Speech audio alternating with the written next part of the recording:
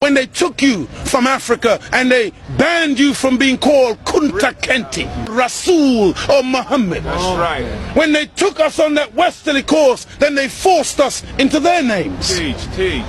And they called us Smith, Jones, Robinson, Green, Brown, Hogg. A black man called Mr. White.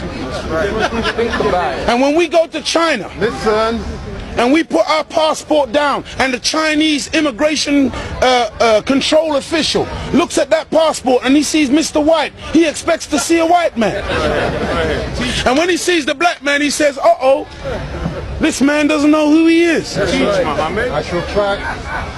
But many of us as black people today, we're very foolish people. Right. Because we don't understand why another man gives you his name. Because when he gives you his name, the giving of another's name denotes possession. It means he owns you. As long as you're walking in another man's name, he knows he owns you. You can talk as strong as you like. Yeah, I'm for black, yeah, Mrs. White. Yeah, they're laughing at you. Because they know that when you take another's name, that's why in marriage, in the tradition of marriage, the woman takes the man's surname. Go ahead. And leaves her maiden name, because that taking of the other's name denotes possession. In the event of divorce, you don't walk around with the other man's name. You now relinquish that name because you're no longer with that one. What brings about insecurity is when you have a false concept of yourself. And the false concept of self is white supremacy. They believe that they are better because they are white. And as a result, see, when a man has that kind of silly mentality, Hitler had the silly mentality that the white man, the Aryan, is superior. So then at the Olympics, Jesse Owens kicks up all the Aryans. Hitler is outraged. He's angry. The white man pushing white supremacy. That's why they would cut off our penis when they would lynch us. Penis envy. They're afraid of the black man because of our potency, because of our manliness. Because when you look at the black man, he's a real man. He's strong. So then they would have us as mandingos, fighting one another. That's why even today, they want to be the heavyweight champion of the world. They can't find a white man to do it. So they tried to turn a black man, Frank Bruno, into a white man. They called him the Great White Hope. They're desperate. We're not allowed to play golf. Why are we not allowed to play golf? Because we are inferior. We can't play the game. But let one black man into golf. Then all of a sudden there's a tiger in the woods. And he doesn't just play golf, he becomes the master. We're not allowed to play tennis. Let black people into tennis. We go straight to Wimbledon and win it in 1935. A black woman. Now Venus and Serena, they run out of opponents. They have to play each other. The white people cannot compete on an even playing field. They let us into athletics. You can't run like us. You let us into any field of endeavor, we dominate it. So they feel, and they become very afraid of anything that goes contrary. And so every time a black man stands up for black people, Martin Luther King, shot down. Malcolm X, shot down. Patrice Lumumba, shot down. Steve Biko, shot down. Everyone, Nelson Mandela, they locked him up for 27 years. We can count back 400 years of the most brutal treatment. Look, they took my name, my language, my culture. They killed my mother, my father, denied me religion, disallowed me to read or write for over 300 years. Reduced me to the level of an animal where they branded me on my chest, branded me on my buttocks with a branding iron. And they called me 3/5 of a human being in the American Constitution. Is that the act of a human being or the act of a devil? It's for you, you answer it. we're just calling white people names. No! We're just going on the basis of what we have experienced. Black people were taught to hate ourselves. That's right. Even to this day, many of my people suffer from self-hatred. Teach, Muhammad. And you will see us trying to change our skin color. Teach, Muhammad. When I was born in the 50s, in Jamaica, they would take, you know, like my nose, the mothers would sometimes take the nose and try to squash it, to hate self, that they felt that the baby was ugly if it had thick lips and broad nose and black skin. And so this is in order to counterbalance that degree of self-hatred, there had to be a teaching given by Elijah to black people that would allow us to fall in love once again with ourselves. See, because look, I know you're a wise man, and so you must understand that I'm a baby in wisdom, but I'm not a fool. And he's saying here today that the Caucasian is in fact the oldest group on the planet. I beg to differ.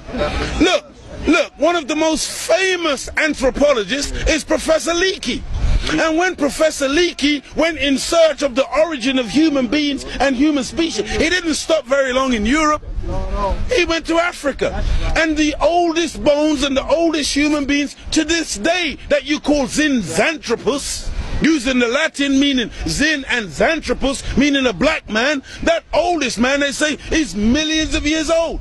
You went back and found one even older than that. You called her Lucy, a black woman. Go ahead. And every sensible historian, anthropologist today agrees that the black man is the father of human beings.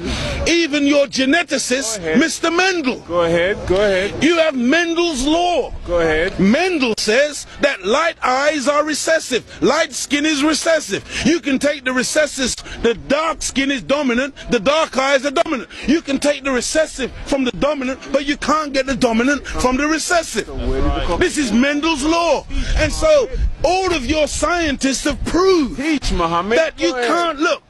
Black is not even a color. That's right. Black is the mother and father of all colors. And if you want a baby, even if the woman is a white woman, the baby has to come out of the triple darkness of her womb. And this is the origin of all life. Within the black, you have the whole color spectrum. But in white, two white people laying down together, they can only produce white. But two black people in darkest Africa can lay down together and produce albino with blonde hair and blue eyes. That's right. Teach, Muhammad. This happens all the time. And so we need to really get these facts correct today and understand that as grey as your hair is, you are listening to your father today. Teach, Muhammad. This is daddy talking. Teach. And we mustn't turn. No, this is true. I'm not mocking.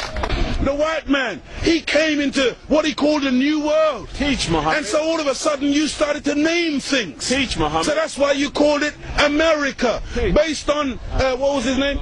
Amerigo Vespucci, a Caucasian. Africa. That's why you called it Africa, based on the European explorer called Africanus.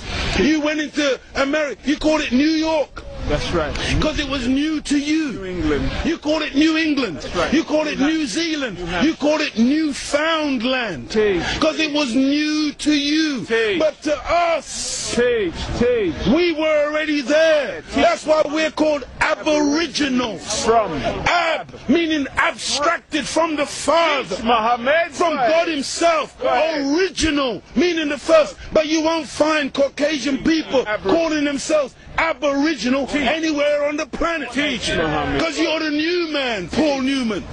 From one blood came all human beings, but we produced you from us. Look at this. Even the word human, you've heard the term of a darker hue.